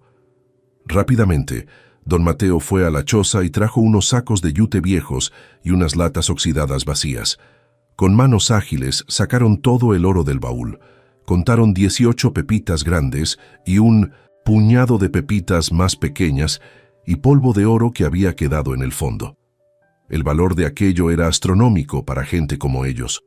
Guardaron el oro dentro de las latas viejas, luego las metieron en los sacos de yute y los escondieron debajo del piso de tierra de la choza, bajo la cama del abuelo, cubriéndolo todo con cartones y trapos viejos. Nadie buscaría una fortuna allí. Cuando terminaron, el baúl quedó vacío y limpio. Ya solo era un objeto de madera viejo, pero había cumplido su misión. Había sido el vehículo de la salvación. Esa noche, sentados alrededor del fogón, la atmósfera era diferente. Aunque cenaron el mismo arroz que el abuelo había traído, sabía a banquete. Ya no había angustia en los ojos de don Mateo. Había un plan formándose en su mente. «Abuelo, ¿qué vamos a hacer con el oro?», preguntó Luna en voz baja. Don Mateo miró el fuego y una chispa de justicia brilló en sus ojos cansados. «Mañana haré un viaje a la ciudad grande, a la capital», dijo el abuelo. «Tengo un viejo amigo allá, un joyero de confianza de cuando yo era joven. Venderé solo una pepita, una pequeña. Con eso tendremos dinero suficiente para mucho tiempo». «¿Y vamos a comprar comida?», preguntó Sol. «Compraremos comida, sí. Y ropa nueva para ustedes. Vestidos hermosos como princesas», dijo el abuelo sonriendo. «Pero lo más importante no es eso. Con el dinero no voy a comprar un carro ni lujos tontos. Voy a contratar a alguien». «¿A quién?», preguntó Clara. «A un abogado», dijo don Mateo, y su voz adquirió un tono de acero que Clara y las niñas nunca habían escuchado. «Un abogado de los mejores, un abogado que haga temblar el suelo, porque vamos a recuperar su casa. Vamos a recuperar el hogar que Ricardo construyó. Esa casa es de ustedes, y el oro nos dará el poder para pelear contra la injusticia de Griselda. Ella tiene papeles falsos, estoy seguro, pero nosotros ahora tenemos la fuerza de la verdad y el poder del oro». Clara sintió un escalofrío de emoción. Se imaginó volviendo a su casa, a su habitación, recuperando el marco de plata de Ricardo. «¿Vamos a pelear contra la abuela?», preguntó Luna. «No, vamos a pelear», corrigió don Mateo apretando el puño. «Vamos a ganar. La justicia divina tarda, pero llega. Y a Griselda le va a llegar en un coche negro con abogados de traje. Prepárense, mis amores. Mañana empieza nuestra nueva vida». Don Mateo apagó la vela. En la oscuridad, Clara y las gemelas se abrazaron. Ya no sentían miedo. Sentían que Ricardo estaba allí, invisible, sonriendo en la oscuridad, guiándolas. Habían lavado la basura y encontrado el futuro. Ahora tocaba reclamar lo que era suyo. La madrugada siguiente al descubrimiento del oro, el cielo aún estaba oscuro y las estrellas brillaban con frialdad sobre el cerro. Don Mateo se levantó en silencio, con el cuidado de un gato viejo, para no despertar a su hija y a sus nietas, que dormían profundamente, soñando tal vez por primera vez en días con un futuro sin hambre. El anciano se lavó la cara con el agua helada de un cubo, se alisó el poco cabello blanco que le quedaba y se puso su mejor camisa, que en realidad era la menos remendada de las tres que poseía. Antes de salir, se arrodilló junto al rincón secreto debajo de su catre. Con manos temblorosas pero decididas, sacó una de las latas oxidadas y extrajo una pepita de oro. No eligió la más grande para no levantar demasiadas sospechas de golpe, pero sí una de buen tamaño, sólida y pesada.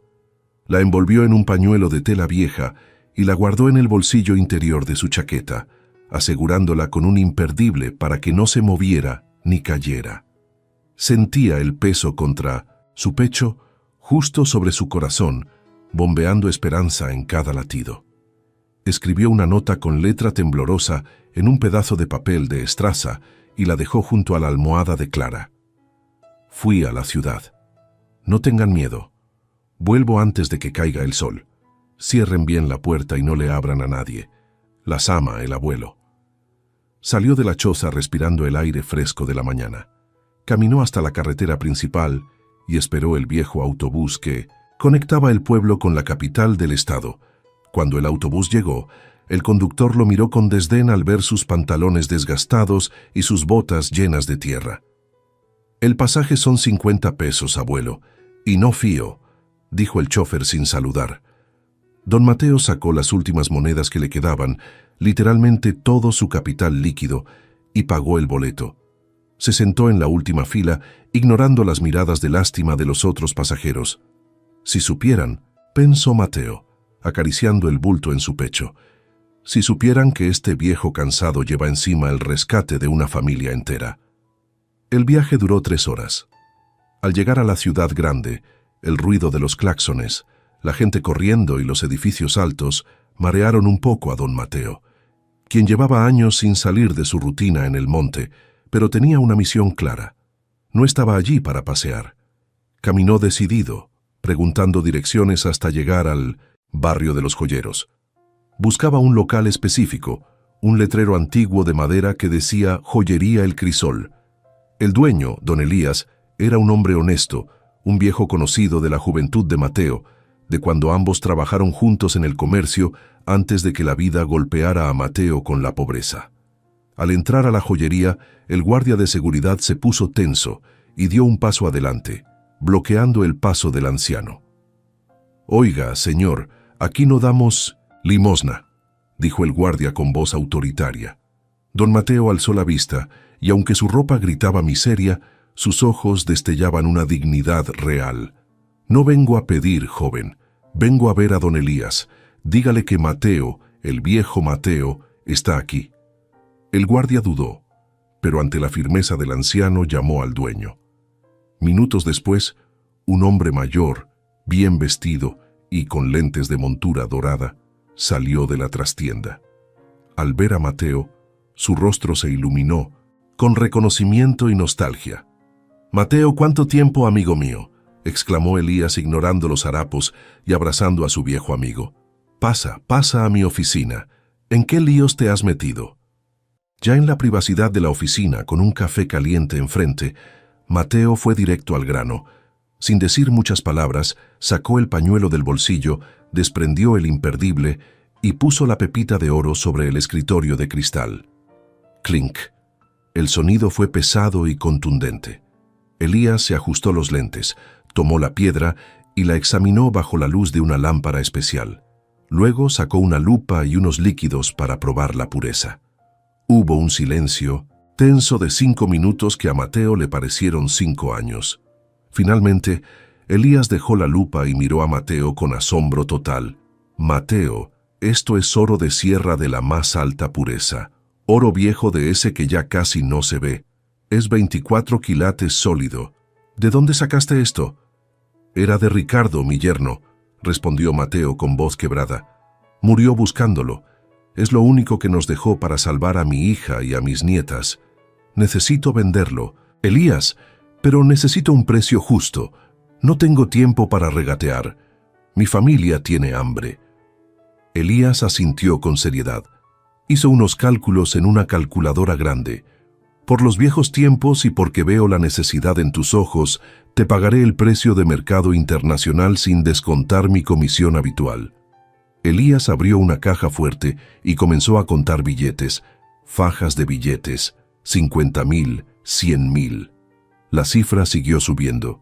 Esa sola pepita valía más dinero del que don Mateo había visto en toda su vida junta.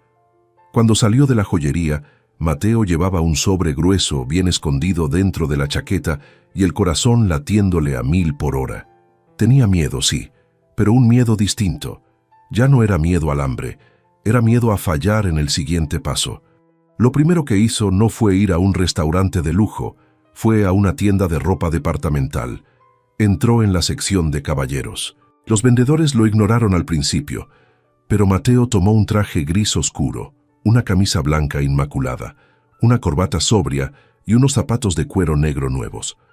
Fue a la caja y pagó en efectivo, dejando boquiabierta a la cajera que lo había mirado mal minutos antes. Pidió usar el baño de la tienda para cambiarse. Cuando don Mateo salió del baño, el hombre del espejo había desaparecido. Ya no estaba el anciano andrajoso del monte. Frente al espejo estaba un señor respetable, de porte elegante. El traje le quedaba un poco holgado por lo delgado que estaba, pero le daba una presencia de autoridad indiscutible. Don Mateo se arregló la corbata, se miró a los ojos y se dijo: «Ahora sí, vamos a la guerra». Después fue a la sección de niños. Compró vestidos hermosos, uno rosa y uno azul, calcetas nuevas, zapatos de charol y 2 muñecas grandes que olían a vainilla. También compró una bolsa grande de pollo rostizado, pan, leche, jugos y frutas. Cargado con las bolsas y vestido como un abogado, tomó un taxi de vuelta al pueblo. Ya no iría en autobús. El tiempo apremiaba, pero antes de regresar con Clara y las niñas, Hizo una parada crucial. Le pidió al taxista que lo llevara a la zona más exclusiva de la capital, donde están los edificios de cristal.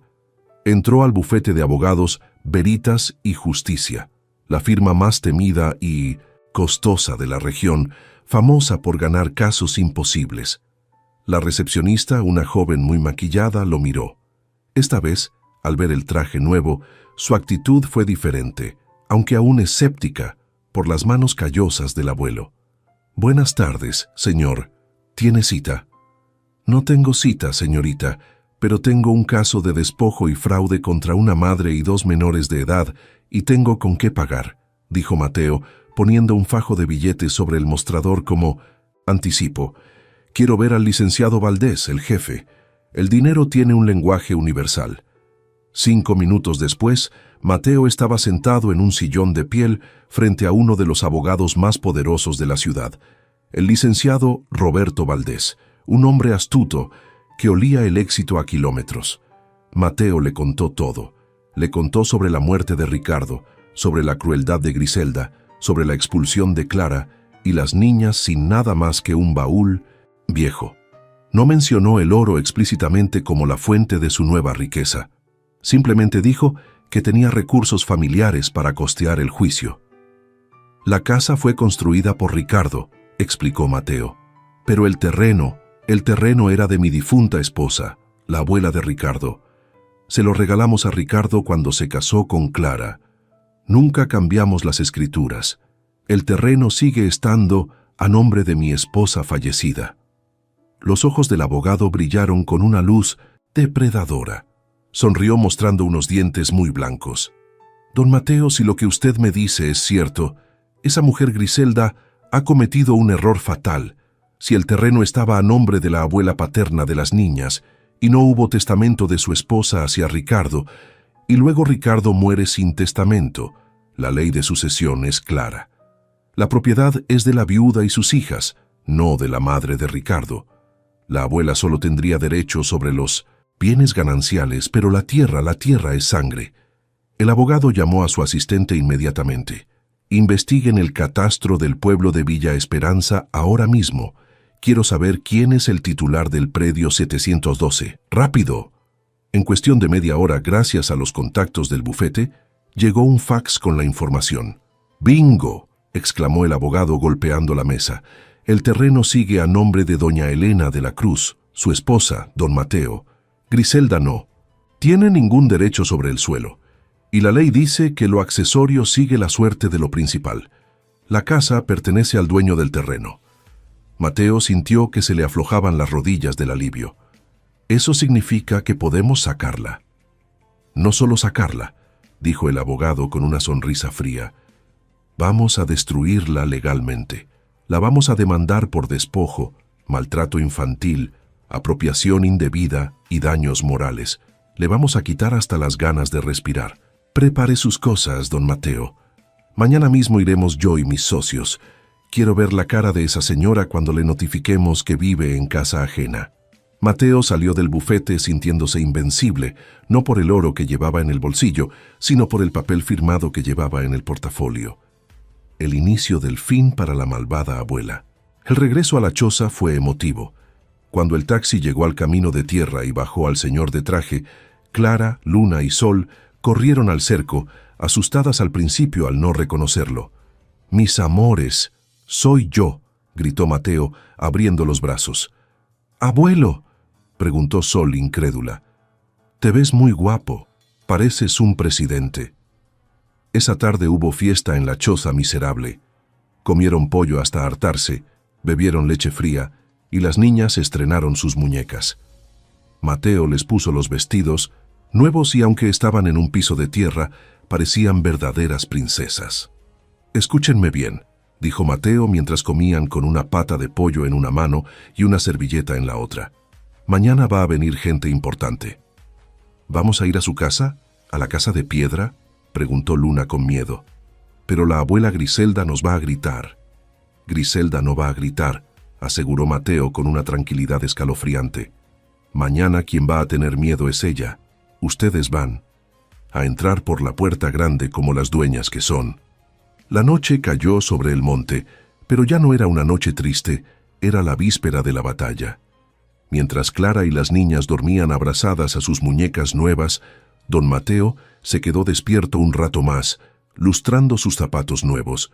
Se imaginaba el momento, se imaginaba la cara de Griselda. Ella pensaba que había ganado. Pensaba que las ratas, como seguramente las llamaba, estaban muriendo de hambre en el cerro. No tenía ni idea de que las ratas ahora tenían colmillos de oro y garras de papel legal. Lejos de allí, en la casa de piedra, Griselda dormía plácidamente en la cama que fue de Ricardo, soñando con vender la casa y mudarse a la ciudad. No escuchaba el sonido imaginario de un motor acercándose. No sabía que el baúl de basura que despreció había financiado el ejército que vendría a derrocarla al amanecer. A la mañana siguiente, el pueblo de Villa Esperanza despertó con su habitual calma. Los gallos cantaban, las tiendas abrían sus cortinas metálicas y el panadero pasaba en su bicicleta. Pero algo inusual rompió la monotonía cerca de las 10 de la mañana. Un convoy de 3 autos negros, brillantes y modernos, cruzó la calle principal levantando murmullos a su paso. No eran autos normales, eran camionetas de lujo con vidrios polarizados del tipo que solo usan los políticos importantes o los empresarios millonarios. La gente se asomaba desde las banquetas. ¿Quién se murió o quién viene de visita?, se preguntaban las vecinas chismosas. Los autos no se detuvieron en la presidencia municipal ni en la iglesia. Siguieron de largo, directo hacia la casa de piedra gris al final del camino, la casa que ahora ocupaba Griselda. Dentro de la casa, Griselda estaba de excelente humor. Había puesto un letrero de "Se vende", hecho a mano en la ventana frontal esa misma mañana. Ya había recibido una llamada de un posible interesado que vendría a ver la propiedad al mediodía. Griselda se había puesto su mejor vestido, se había maquillado en exceso para ocultar las arrugas de amargura y estaba tarareando mientras limpiaba el polvo imaginario de los muebles. «Por fin me voy de este pueblo polvoriento», pensaba Griselda. «Con el dinero de la venta me iré a la playa. Me olvidaré de mi hijo y de su viuda y sus mocosas insoportables». De repente, escuchó el ruido de motores potentes frenando frente a su portón. Griselda corrió a la ventana y descorrió la cortina. Al ver los 3 autos de lujo estacionados afuera, su corazón saltó de emoción. «Es el comprador», exclamó, «y viene en carrazos. Seguro tiene mucho dinero, le voy a pedir el doble». Se arregló el cabello rápidamente, se echó una última mirada al espejo, sonriendo con codicia, y salió al porche delantero con su mejor cara de abuela respetable. Abrió el portón metálico de 1900 par en par, esperando recibir a algún empresario adinerado. El primer auto abrió su puerta. Bajó un chofer uniformado, quien corrió a abrir la puerta trasera. Griselda sonrió, alisándose el vestido, lista para dar la mano, pero la sonrisa se le congeló en el rostro como si le hubieran echado un balde de nitrógeno líquido. De la camioneta de lujo no bajó un desconocido. Bajó un par de zapatos negros de cuero italiano, brillantes como espejos. Luego unos pantalones de traje gris impecables y finalmente emergió la figura de un hombre mayor, erguido, con una elegancia que imponía respeto inmediato. Llevaba gafas de sol oscuras que ocultaban su mirada, pero su postura era inconfundible. Era don Mateo, el viejo inútil, el abuelo muerto de hambre del cerro. Griselda parpadeó varias veces, creyendo que era una alucinación por el sol.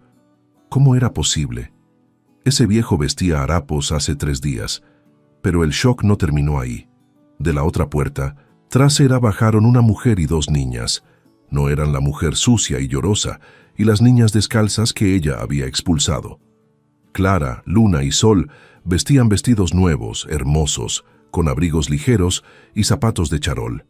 Sus cabellos estaban peinados con cintas de colores y, lo más importante, ya no miraban al suelo. Miraban a Griselda a los ojos con la barbilla levantada, tomadas de la mano de su abuelo. De los otros autos bajaron 4 hombres más. Eran abogados, trajes oscuros, portafolios de cuero, miradas afiladas como navajas, parecían cuervos listos para atacar. Griselda retrocedió un paso, tropezando con sus propios pies. Su garganta se secó al instante. ¿Qué significa esto?, tartamudeó, perdiendo toda su compostura. ¿Qué hacen aquí? ¿A qué vienen? Lárguense de mi propiedad. El licenciado Valdés, el abogado principal, se adelantó. No saludó, simplemente se paró frente a ella, a una distancia prudente pero invasiva. «Buenos días, señora Griselda», dijo él, abogado con una voz tranquila pero peligrosamente firme. «No venimos de visita social y lamento informarle que tiene un error fundamental en su vocabulario. Usted dijo mi propiedad». Griselda intentó recuperar su bravuconería, aunque le temblaban las manos. «Claro que es mía. Soy la madre de Ricardo, tengo derechos. Y si este viejo les pagó con frijoles para venir a asustarme, están perdiendo el tiempo». Don Mateo se quitó las gafas de sol despacio. Sus ojos se clavaron en los de Griselda. «No pagué con frijoles, Griselda», dijo el abuelo con voz suave. «Pagué con lo que tú tiraste a la basura, pero eso te lo explico luego. Ahora deja que el licenciado hable». El abogado sacó una carpeta gruesa de documentos legales y le entregó una copia a Griselda, casi golpeándola en el pecho con los papeles. «Señora, esta es una orden judicial de desalojo inmediato amparada por una medida precautoria dictada por el juez civil esta misma mañana», explicó el abogado señalando la hoja. «Según los registros catastrales del Estado, el terreno donde está construida esta casa pertenece a la finada señora Elena de la Cruz, esposa de don Mateo y abuela paterna de Ricardo. Al no haber testamento de ella hacia su hijo y al ser Clara la viuda de Ricardo y madre de estas dos menores, la propiedad es de ellas. Usted, señora Griselda, legalmente es una invitada que se ha quedado demasiado tiempo y dado que ha expulsado a las propietarias legítimas, poniéndolas en riesgo vital, el juez ha ordenado que se le retire la posesión ahora mismo». La cara de Griselda pasó del rojo furia al blanco pánico en un segundo. «Desalojo, ahora. No pueden hacerme esto. Tengo mis cosas adentro». «Tiene una hora para sacar sus efectos personales», intervino otro de los abogados. «Solo ropa y objetos de uso personal. Nada de muebles, nada de electrodomésticos, nada que haya sido comprado por el difunto Ricardo, pues eso ahora está bajo inventario judicial, hasta que se aclare la herencia de los bienes muebles». Griselda miró a su alrededor buscando apoyo. Algunos vecinos habían salido a ver el espectáculo. Nadie la defendió. Al contrario, veía sonrisitas disimuladas. Miró a don Mateo con odio puro. «Tú», gritó señalándolo con un dedo tembloroso, «tú planeaste esto, viejo miserable. ¿De dónde sacaste el dinero para estos abogados? ¿Seguro robaste? ¿Seguro le robaste a Ricardo antes de que muriera?» Clara dio un paso al frente, soltándose de la mano de su padre. Era pequeña, pero en ese momento parecía gigante. «Mi padre no robó nada», dijo Clara con voz clara. «El dinero nos lo diste tú». Griselda se quedó paralizada. «¿Yo? Estás loca, mocosa. Yo no les di ni un centavo». Don Mateo sonrió. Fue una sonrisa triste de lástima por tanta estupidez humana. «¿Te acuerdas del baúl, Griselda?», preguntó el abuelo. «Ese baúl viejo y asqueroso, lleno de tierra seca que les obligaste a llevarse porque te daba asco tocarlo». Griselda frunció el ceño. «Esa porquería, sí. ¿Qué tiene que ver?». «Pues resulta», continuó Mateo disfrutando cada sílaba, «que Ricardo no era ningún tonto y tampoco era pobre cuando murió. Esa tierra que tanto despreciaste estaba cubriendo el hallazgo de su vida. El fondo de ese baúl estaba tapizado de oro, Griselda, oro puro». La mandíbula de Griselda cayó. Sus ojos se desorbitaron. «¡Oro! Más de 20 pepitas del tamaño de huevos», mintió Mateo exagerando un poco, solo para verla sufrir más. «Una fortuna. Y tú nos la regalaste, nos la diste en nuestras manos y nos corriste con ella. Con una sola piedrita pagamos todo esto, los abogados, los trajes, el coche, y nos sobra para vivir como reyes el resto de la vida. Gracias, Griselda. Tu odio fue nuestra bendición. El mundo de Griselda se derrumbó. Sintió un zumbido en los oídos. Se acordó del peso del baúl. Se acordó de cómo se burló de Clara y las niñas empujando basura. Había tenido una fortuna millonaria en su propio patio y la había echado a la calle por no querer ensuciarse las manos. La codicia, cuando se rompe, duele más que un hueso roto. Griselda soltó un grito ahogado y cayó sentada en el escalón del porche, llevándose las manos a la cabeza. No, no es posible. Es mentira. Ustedes son unos mentirosos. Lloraba, pero no por arrepentimiento, sino por la pérdida del dinero. El licenciado Valdés miró su reloj costoso. Señora, el tiempo corre. Le quedan 55 minutos para sacar su ropa. Si no lo hace, la policía, que viene en camino para ejecutar la orden, la sacará a la fuerza. Y le recomiendo no romper nada adentro, porque la demandaremos por daños a propiedad privada. Clara, Luna y Sol miraron a la mujer derrotada en el suelo. No sintieron alegría, pero sí sintieron justicia. «Vamos a entrar a nuestra casa, abuelo», dijo Sol. «Quiero ver si mi cuarto sigue ahí». «Adelante, mis amores, es su casa», dijo don Mateo, abriendo la puerta principal mientras pasaban junto a Griselda sin siquiera mirarla. Griselda se quedó ahí sentada en el polvo, humillada frente a todo el pueblo, viendo cómo Clara y las niñas entraban a la casa que ella creía suya, protegidas por un abuelo que demostró ser más rico en amor y ahora en oro de lo que ella jamás sería. Mientras entraban, el abuelo se detuvo un segundo en el umbral, se volvió hacia Griselda y le dijo una última frase lapidaria. «Ricardo trabajó duro por ese oro, Griselda. Tú querías lo fácil y lo fácil, fácil se va. Que Dios te perdone, porque nosotros ya te olvidamos». Y cerró la puerta. Pero la historia no acaba aquí. Griselda, en su desesperación, intentaría una última jugada sucia antes de irse. La maldad nunca se rinde tan fácilmente. ¿Qué hará? ¿Y qué descubrirán Clara y las niñas dentro de la casa que cerrará este círculo de destino perfecto? La hora que el abogado le dio a Griselda para desalojar la casa pareció durar una eternidad y al mismo tiempo un suspiro. Mientras don Mateo, Clara y las niñas esperaban en la sala, sentados dignamente en el sofá que Ricardo había comprado años atrás, Griselda corría por la habitación principal como una rata atrapada en una esquina. Se escuchaban golpes, maldiciones ahogadas y el sonido de cajones abriéndose y cerrándose con violencia. La policía había llegado. 2 oficiales robustos esperaban en el pasillo con los brazos cruzados, vigilando que la mujer no dañara la propiedad. La presencia de la ley hacía que la humillación de Griselda fuera absoluta. Ella, que siempre se creyó superior, que miraba a todos por encima del hombro, ahora estaba siendo vigilada como una delincuente común. Dentro de la habitación, Griselda miraba su reflejo en el espejo. Su maquillaje estaba corrido por las lágrimas de rabia. «Esto no puede estar pasando», se repetía. Miró a su alrededor. Quería llevarse todo, la televisión, las lámparas, las cortinas, pero la advertencia del abogado había sido clara. Solo efectos personales. En su desesperación, intentó meter una pequeña caja de joyas que había pertenecido a la abuela de Ricardo, la madre de don Mateo, en su bolso.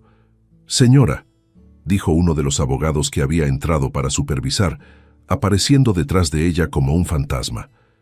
«Esa caja está en el inventario de bienes de la difunta. Déjela donde está si no quiere salir de aquí esposada por robo». Griselda soltó la caja como si quemara. Gruñó de frustración. Al final no tuvo más remedio que hacerlo mismo que obligó a hacer a Clara y a las gemelas días atrás. Buscó unas bolsas de basura negras en la cocina. La ironía era tan pesada que casi se podía tocar en el aire. Días antes, ella había llenado esas mismas bolsas con la ropa de Clara y las niñas y las había echado a la calle sin piedad. Ahora era ella quien llenaba las bolsas negras con sus vestidos de lentejuelas baratas y sus zapatos de tacón. La vida, en 1900, su inmensa sabiduría, estaba cerrando un círculo perfecto. Con la vara que midas serás medido, dicen las escrituras, y Griselda estaba recibiendo la medida exacta de su propia crueldad. Cuando se cumplió el tiempo, los oficiales entraron. Se acabó el tiempo, señora, tiene que salir. Griselda salió de la habitación arrastrando sus 2 bolsas de basura. Su peinado estaba deshecho. Al pasar por la sala, vio a don Mateo jugando a las palmas con Luna y Sol. Se veían tan tranquilos, tan dueños del lugar, que la sangre le hirvió. Se detuvo frente a ellos. Quería gritarles, insultarlos, escupir su veneno. Una última vez. Abrió la boca para decir algo hiriente, tal vez para maldecir su suerte, pero don Mateo levantó la vista. La mirada del abuelo no tenía odio, tenía una calma tan profunda, una autoridad moral tan grande, que a Griselda se le secaron las palabras en la garganta. «Vete, Griselda», dijo el abuelo simple y llanamente. «No hagas esto más difícil para ti. Nadie aquí te desea mal. Solo queremos que te vayas y nos dejes ser felices». Griselda bufó, se ajustó el bolso y caminó hacia la puerta. Pero la peor parte la esperaba afuera. El pueblo entero se había enterado. En los pueblos las noticias vuelan más rápido que el viento, y el rumor de que el abuelo encontró oro y la abuela mala iba fuera había congregado a una multitud discreta, pero presente en la calle. Al cruzar el umbral de la puerta, Griselda se encontró con las miradas de los vecinos. Doña Rosa, la de la tienda, el panadero, el cura. Nadie le dijo nada. El silencio fue su peor castigo. No hubo insultos, solo miradas que decían: «Sabíamos quién eras y ahora tienes lo que mereces». Griselda caminó hacia el portón arrastrando sus bolsas. No tenía coche, no tenía a dónde ir. Tendría que caminar hasta la parada del autobús, igual que había hecho caminar a Clara y a las niñas. Cruzó la calle con la cabeza baja, sintiendo el peso de la vergüenza quemándole la nuca. Y así la mujer que soñaba con irse a la playa con el dinero de la venta de la casa, se fue del pueblo con lo único que realmente poseía, su amargura y su soledad. Nunca más se supo de ella en Villa Esperanza. Se dice que terminó trabajando de camarera en una ciudad lejana, viviendo en un cuarto pequeño, recordando cada noche la fortuna que tuvo en sus manos y que dejó ir por soberbia. Adentro de la casa, el ambiente cambió al instante. En cuanto la puerta se cerró tras Griselda, el aire pareció limpiarse. Luna y Sol corrieron por la casa. «¡Mi cuarto!», gritó Sol entrando a su habitación. «Mamá, mira, mis dibujos siguen pegados en la pared». Clara fue a la cocina. Vio el lugar donde había discutido con Griselda por la comida. Ahora la cocina era de Mino en Saint-Lucie. Ellas abrió el refrigerador.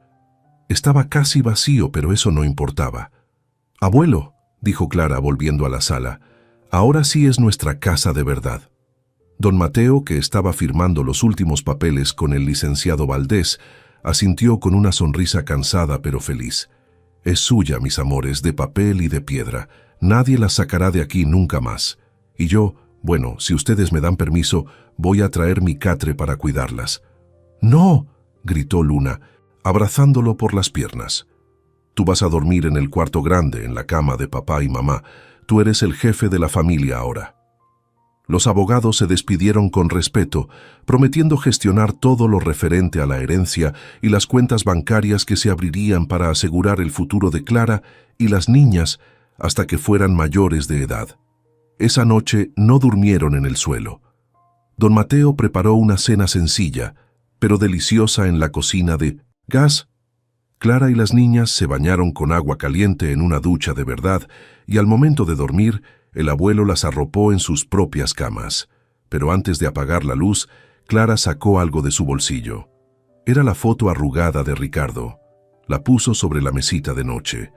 Luego buscó en un cajón. Ahí estaba el marco de plata que Griselda había vaciado. Con cuidado, Clara volvió a poner la foto en el marco. «Buenas noches, mi amor», susurró Clara. «Gracias por el regalo y gracias por enviarnos al abuelo». Pasaron las semanas. La vida en la casa de piedra gris floreció. Con el dinero del oro, que resultó ser una cantidad considerable, pues don Elías había pagado muy bien por la pureza del metal, don Mateo no se volvió loco comprando lujos innecesarios. Primero arreglaron el techo que tenía goteras, luego compraron ropa adecuada para Clara y las niñas, y las inscribieron en la mejor escuela de la región. El abuelo cambió sus harapos por ropa cómoda de campo, guayaberas limpias y pantalones de tela. Contrataron a una señora del pueblo para que les ayudara con la limpieza y la comida, generando empleo. Pero había algo que faltaba. Un domingo por la tarde, don Mateo llamó a Clara y a las niñas al patio trasero.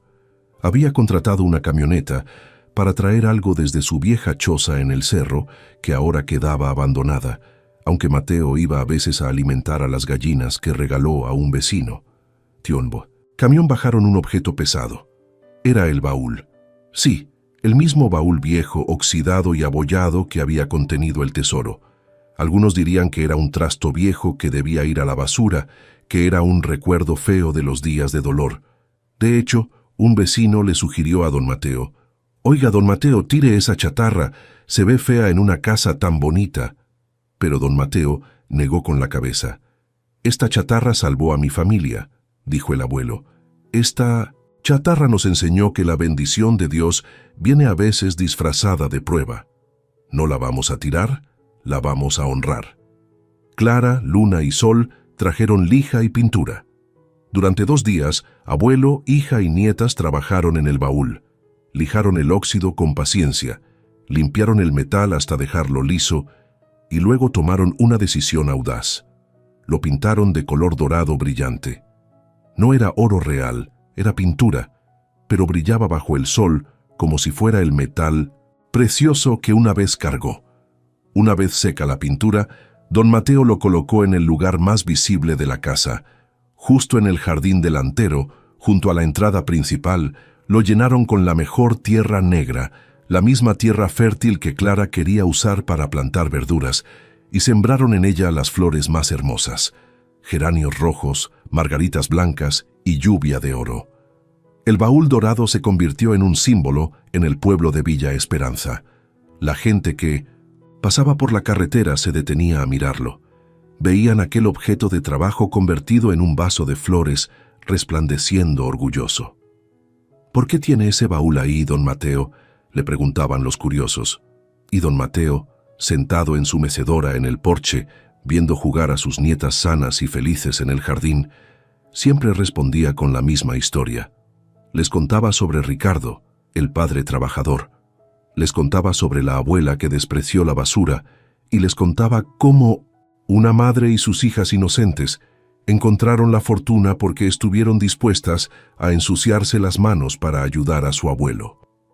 «Este baúl», decía Mateo, señalándolo con su bastón, «nos recuerda que nunca debemos juzgar un libro por su portada, ni un regalo por su envoltura. La soberbia de Griselda le hizo ver basura donde había un tesoro. La humildad de Clara y mis nietas les hizo ver una oportunidad de trabajo donde otros veían suciedad, y por eso Dios las premió.